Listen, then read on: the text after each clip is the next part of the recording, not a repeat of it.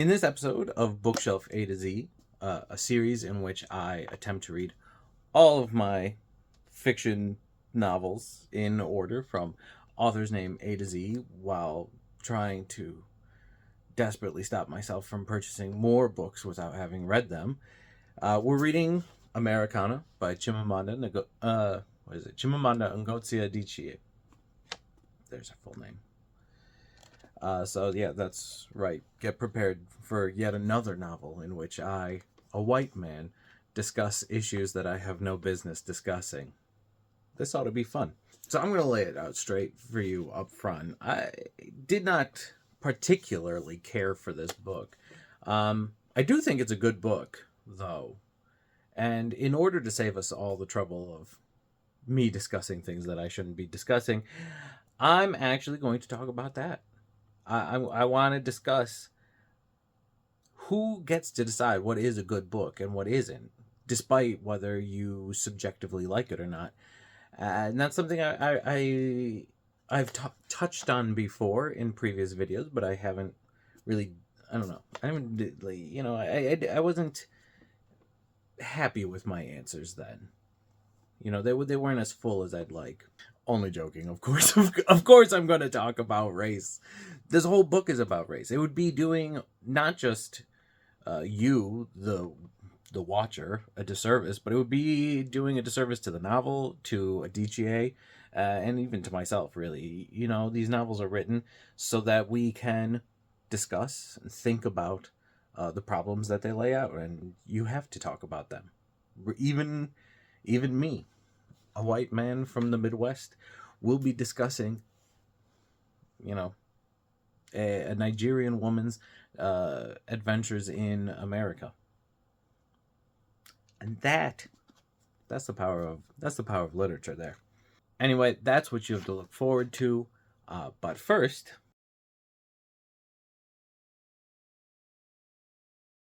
we have to talk about the plot. We always have to talk about the plot. Every time you watch a video about a book, if it doesn't go over the plot, then they're not saying anything worthwhile. In order to discuss a book thoroughly and intelligently and with any amount of, utility, one first has to understand the plot. Now, I don't expect you all to read the book. Obviously, it would be ideal if everybody could read every book that I talk about, but I don't. I can't. It's an unreasonable expectation. And so, a brief overview of the plot, at least, just a brief overview. You would get more information probably from reading the Wikipedia article. So, Americanah is about two people, Ifemelu and Obinze, and they begin dating in high school, or whatever the Nigerian equivalent of high school is. I'm not. I think they follow the British version of schools, so whatever that is. Both dreaming, obviously, of the lives that they are going to live in the future. Obinze is obsessed with America, and he wants to one day live in America and be where he considers the cultural center of the world, in New York, I suppose. Ifemelu, on the other hand, is not particularly interested in foreign countries, but she is interested in what she sees as the independence of adulthood, in an independence from her parents and an independence from the patriarchal system that Nigerian women find themselves a part of. Time passes. They both go to university. Ifemelu, due to political instability, ends up transferring to an American college. And it's there that she starts to develop a sense of the racial tensions that exist in a non-black dominated country. Nigeria, everyone's black, but when she comes to America, all of a sudden it's a white dominated country. And it is there that she, quote, discovers that she's black. And all of the issues that pertain to her because of that because of that newfound fact. Obinze, on the other hand, struggles. He can't quite get his wheels spinning, and because of that, he ends up traveling to England illegally in order to make a life for himself there.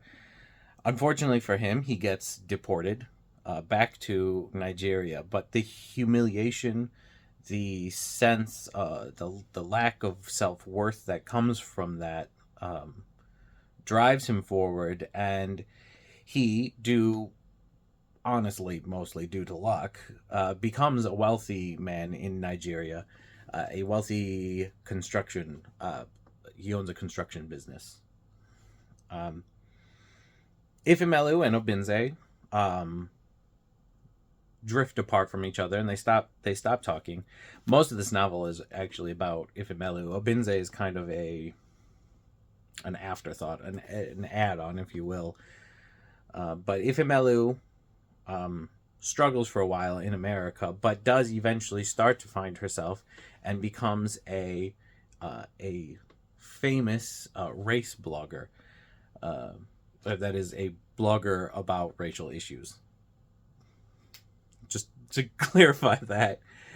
And much of the novel takes place with the things that happen to her while in America, often due to her race, her perceived existence within a racialized America, and ultimately her rejection of that racialized system and her return to Nigeria, where she meets back up with Obinze, and they end up together at the very end. So that's the novel. And we're going to, now that we have a basic understanding of the novel, I think we can talk about it more, or in more depth, right? That's the important part. So anyway, onwards to the next part.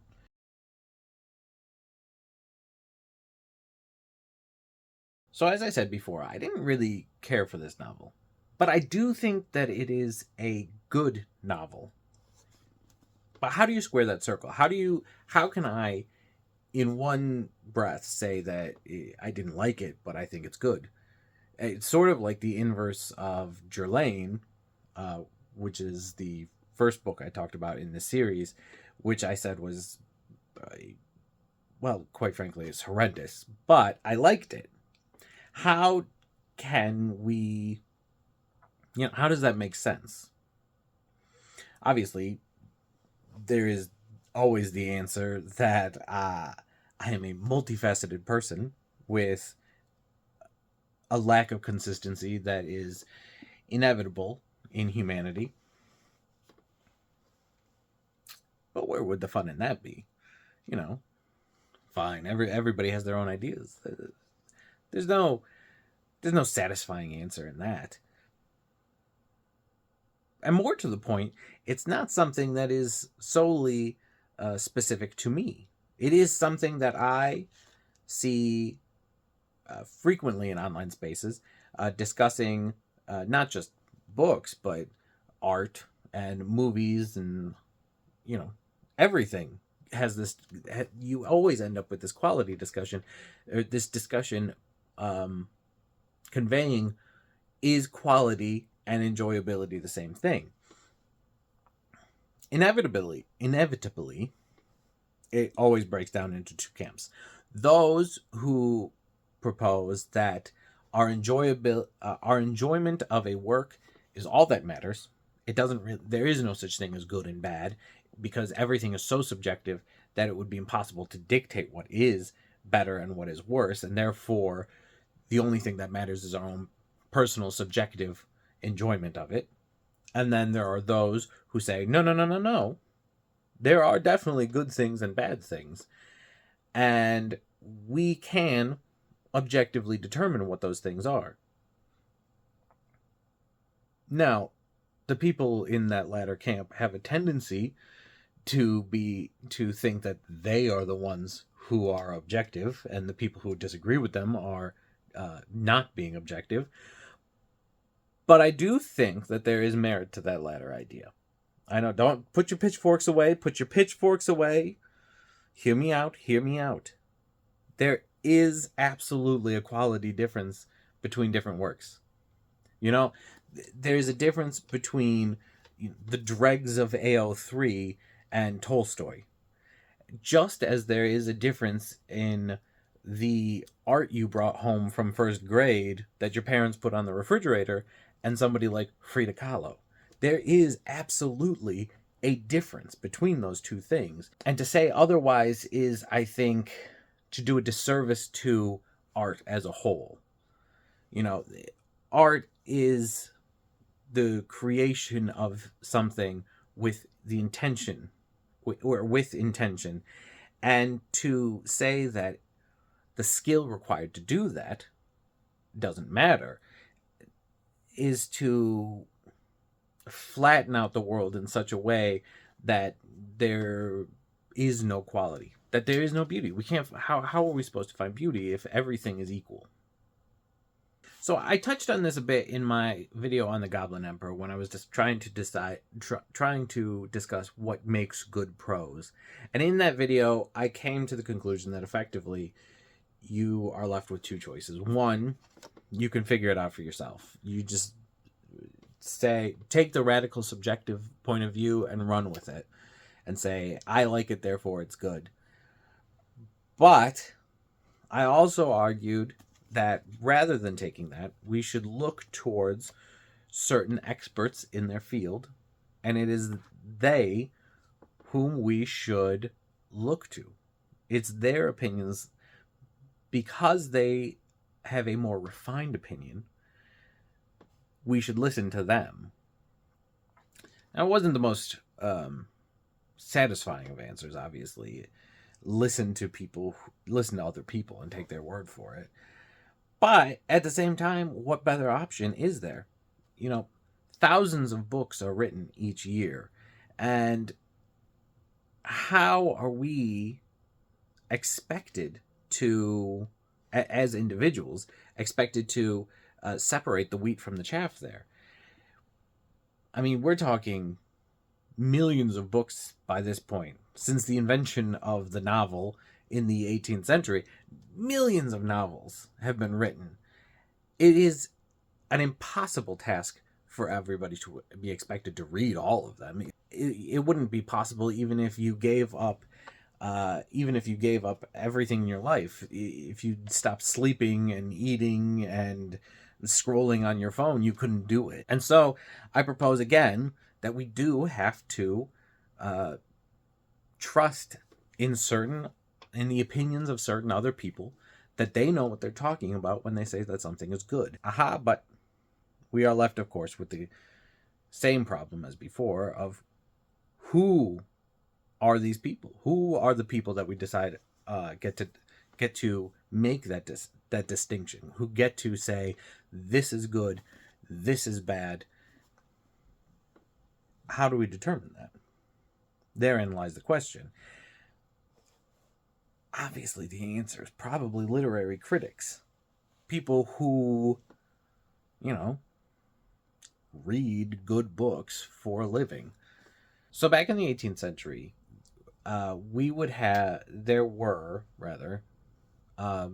certain literary critics that people would follow, right? They would be published in the major newspapers at the time, and people would, they would be attempting to teach people to take literature seriously, and they themselves would take the literature seriously as an art form, and in doing so, the public could better determine what is and is not good.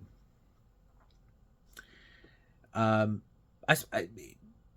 compare to a more modern example, you might say like Siskel and Ebert back in the 80s and 90s. People would tune in and they would watch Siskel and Ebert and they would discuss movies, and you don't always agree with what they say, but sometimes you do. But regardless of whether you agree with them, you come away with a better understanding of the movie, right? Of what makes a movie good. And in the same way, you would have these literary critics in these magazines and newspapers. They would do the same thing. That is where people used to get their ideas of what is good and what is bad. However, with the proliferation of the internet, no longer are we able to have these specific people raised up to dictate down to us, the plebeians, what is good and bad. Now everybody has an opinion. We have democratized opinion having, which is good because everybody should have a say in what is and is not good art. But it's bad in the sense that, well, let's be honest, most people's opinions are trash. And that's kind of where we're left with, right? So we're left knowing that there is a difference between good and bad, but we're not left knowing how it is we are to determine what is good and bad, or at least who should be determining what is good and bad. So what do? How do we as readers come up with a solution? Because obviously there's nothing more annoying than a YouTube video that doesn't come up, that offers a problem but doesn't come up with a solution. But what is there to do? And here's mine. And it's not an easy solution, and it's not a good, it is a good solution, but it's not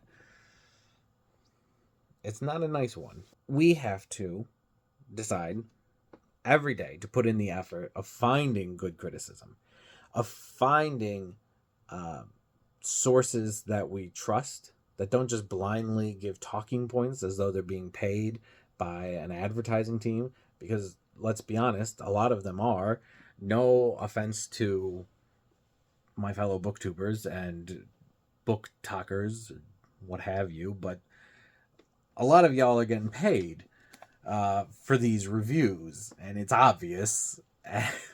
So we have to find people that we can trust, people who take this art seriously, and that is something that takes effort. That is something that it takes effort to create. It takes effort to find, and it will probably take effort to digest. But until we take reading seriously, until you as a reader, and me as a reader, and we all individually as readers take literature seriously as a form of art, and not just as a sort of passive entertainment, you're not going to get the kind of literary criticism that we need, the kind that helps us to understand, helps us to find, to distill what is good and bad. That's what we need, but that takes effort. And that's something that comes with maturity as a reader. And it's something that hopefully we can start to teach in schools, although I'm not an educator in that sense. But it is something that I think is sorely missing in a modern education. So hopefully there's your answer. Anyway, let's talk about race.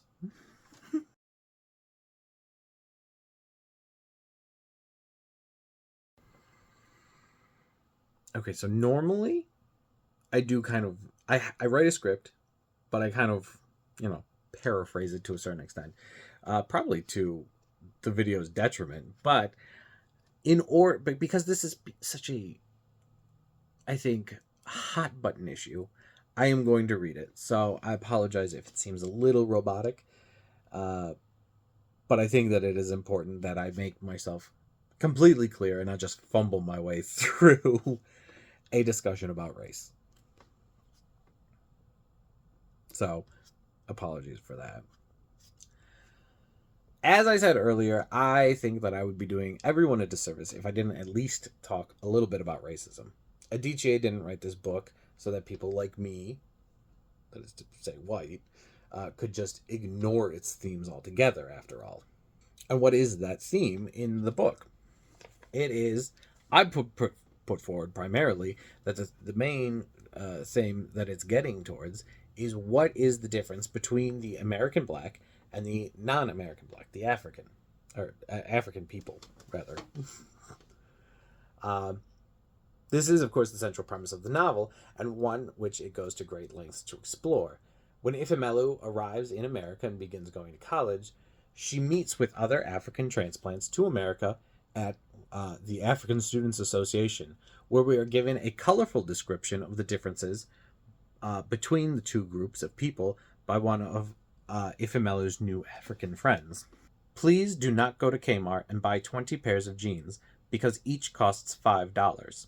The jeans are not running away. They will be there tomorrow at an even more reduced price. You are now in America. Do not expect to have hot food for lunch. That African taste must be abolished. When you visit the home of an American with some money, they will offer to show you their house. Forget that in your house back home, your father would throw a fit if anyone came close to his bedroom. We all know that the living room was where it stopped, and if absolutely necessary, the toilet. But please smile and follow the American and see the house, and make sure you say you like everything, and do not be shocked by the indiscriminate touching of American couples. Standing in line at the cafeteria, the girl will touch the boy's arm, and the boy will put his arm around her shoulder, and they will rub shoulders and back and rub, rub, rub. But please do not imitate this behavior. Very soon, you will start to adopt an American accent, because you don't want customer service people on the phone to keep asking you, what? What? You will start to admire Africans who have perfect American accents, like our brother here, Kofi. Kofi's parents came from Ghana when he was 2 years old, but do not be fooled by the way he sounds. If you go to their house, they eat kenki every day. His father slapped him when he got a C in class. There's no American nonsense in that house. He goes back to Ghana every year. We call people like Kofi American African, not African American, which is what we call our brothers and sisters whose ancestors were slaves. Try and make friends with our African American brothers and sisters in a spirit of true Pan-Africanism, but make sure you remain friends with fellow Africans, as this will help you keep your perspective. Always attend African Students Association meetings, but if you must, you can also try the Black Student Union. Please note that in general, African Americans go to the Black Student Union and Africans go to the African Students Association. Sometimes it overlaps, but not a lot. The Africans who go to the BSU are those with no confidence who are quick to tell you, I am originally from Kenya, even though Kenya just pops out the minute they open their mouths. The African Americans who come to our meetings are the ones who write poems about Mother Africa and think every African is a Nubian queen. If an African American calls you a mandingo or a booty scratcher, he is insulting you for being African. Some will ask you annoying questions about Africa, but others will connect with you. You will also find that you make friends more easily with other internationals, Koreans, Indians, Brazilians, whatever, than with Americans, both black and white. Many of the internationals understand the trauma of trying to get an American visa, and that is a good place to start a friendship. Now, it makes sense, of course, that this dichotomy is the one that pervades throughout the novel when you consider that Adichie herself is an immigrant from Nigeria to America. Ifemelu's story is a vaguely autobiographical one, though I won't be going into the details of that in this video, but just keep that in mind going forward. In fact, we only really see 3 African Americans throughout the novel. Adichie, Ifemelu's young nephew, who was born in Nigeria but raised in America from a young age. Blaine, one of Ifemelu's boyfriends, who is a college professor and a black rights activist. And Shan, Blaine's sister, who is a cosmopolitan writer. That is to say, a writer that is also cosmopolitan, not a writer for the magazine Cosmopolitan. Of these 3, it is heavily implied that Shan is depressed, and Adichie actually does attempt to commit suicide. One does wonder how a novel that mostly takes place in America has so few black Americans in it, and of those, 2 are shown in a decidedly negative light. But to explain why that is, I do think I need to step just a little over the line, just a little bit out of pocket, and say that black Americans and Africans don't they don't like each other all that much. But the point is that to understand the novel's mistreatment of black Americans, one has to acknowledge and understand that there is friction between the 2 groups, and Adichie, being African and having an African main character, firmly takes the sides of the Africans. This isn't to say that Adichie ignores the issues that black Americans face. On the contrary, when Ifemelu returns to Nigeria at the end of the novel, she finds herself socializing with other returnees in what they call the Nigerpolitan Club. It's there that Ifemelu begins to realize how much living in America and with black Americans has changed her, After all, she often, albeit with some chagrin, acknowledges that she only realized that she was black when she came to America. But even after facing some of the same racially based micro and macro aggressions that black Americans face, and even writing about them in a based blog, it isn't until she begins dating Blaine, the black American university professor and activist, that she really starts to see the way that black Americans have had to fight to get the rights and respect that they have in a white dominated society. It is worth noting here, though, that even still, even acknowledging the struggle and seeing the effects of racism firsthand, Ifemelu still rejects the call to action that Blaine gives her when Blaine organizes a rally in support of a black security guard who had been racially profiled by the university. Instead of attending the rally and joining the fight for black rights and liberation, Ifemelu decides instead to attend a faculty lunch on behalf of another African expatriate professor, thus signaling both to herself and to Blaine, and to us as readers, her unwillingness to be black, and her desire to escape back into the ease of just being one of a number of Africans. And it is here that she decides to return to Nigeria. It's no wonder then that two of the three black Americans in the novel are shown to be psychologically damaged and the third to be petulant. It's never outright stated in the novel, but the implication is clear that the racial politics of that black Americans are forced to engage in is both sickening and harming to them, and it's making them lesser than their African African-born blacks. Now, I don't think that this was intentional, but there is some evidence that this is how Africans view black Americans. A study published in the Journal of Black Studies by Jennifer Jackson and Mary Cawthron, which I'll leave a citation for in the description, says just as much. Equally, black Americans also have similar antipathy towards Africans. The study doesn't specify why these feelings exist, but it does cite some participants as speculating that it has to do with the effects of slavery on black Americans and colonialism on Africans. This is, of course, a plausible explanation, although I think, for whatever that's worth, that much of the tension seems to arise between the casual acceptance of racial stereotypes about Africans on the part of black Americans, almost as a knee-jerk reaction to perceived feelings of inadequacy due to the effects of white supremacy, while Africans, especially those that are likely to come to America and thus interact with black Americans, have an overly developed sense of self-worth due to coming from the more civilized European-inspired African culture. That is to say that Africans have simply adopted the European belief that Americans are lesser. But that is, of course, mere speculation on my part, and, do with that what you will. It's not worth a whole lot, to be honest, but, it's a starting point, maybe. Adichie concludes the novel by rejecting most of black American culture in favor of her own, and Ifemelu's native Nigerian culture, even going so far as to reject the desire to be an American at all when she quits the Nigerpolitan Club. But, interestingly, at the very conclusion of the novel, Obinze leaves his wife for Ifemelu, something which other Nigerian characters have described as being a very Western thing to do. The desired outcome of both the main character, and it is the desired outcome of both the main characters, so perhaps the rejection isn't so complete as Ifemelu supposes it to be. No doubt intentionally on the part of Adichie, who both lives in America still, but also part-time in Nigeria.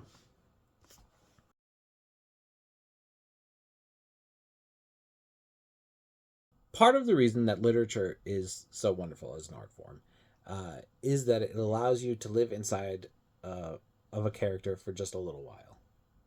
And sometimes that means being uncomfortable. There have been a lot of people talking recently, and honestly not so recently, about how books shouldn't make us uncomfortable, how they shouldn't challenge us, and how they should leave us unchanged. This is utter and complete nonsense. Literature and art in general is the stuff of life, and life is never so quaint or unproblematic. If you want a trite and easy way through life, then I welcome you to go out, find a field, and lay in it until the inevitability of death comes to collect you. You can stare up at the clouds until it comes, but or something. But for those of us that view life as worth living, as something to be celebrated in all its forms, then it is important for us to read, and not just anything, but those things which attempt to show us life in its many spectacular facets. So, this novel, which I have, as I said before, not particularly cared for, succeeds wonderfully at doing this. It shows us a life, an understanding of life, foreign from our own, and allows us to better understand the world in which we live. And I think that's the point, right? That's why we read, and it's why we need to find people to tell us what is good and what is bad, in order for us to be better equipped at discussing art and discussing in extension life. Anyway, I hope these ramblings have been interesting. I thank you for watching them. Please leave a comment below. I love talking about books, and therefore I like it when people leave comments. I don't get a lot of comments, so please leave a comment. Like, subscribe, do all that jazz. I'm reading with Stephen. Thank you for watching again, and keep reading.